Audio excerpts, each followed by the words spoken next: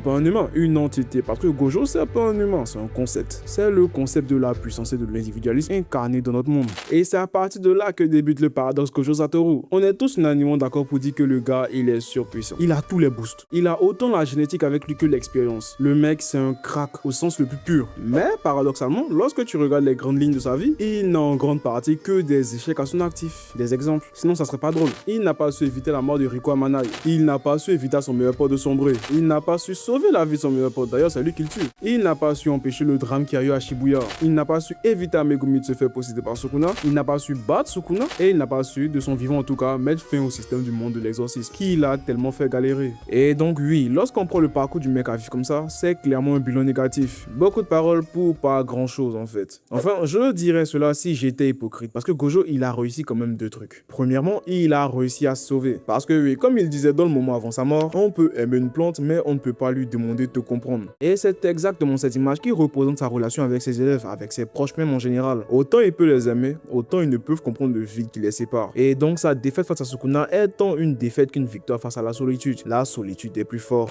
Condamnons le roi des fléaux à la solitude des forts et s'évitons aussi un destin à la Kashimo, c'est-à-dire mourir de vieillesse. Le destin tant redouté de ceux qui ont atteint l'excellence. Et la deuxième chose que Satoru a réussi dans sa vie, c'est la formation d'élèves suffisamment forts pour pouvoir changer le système de l'exorcisme tout entier.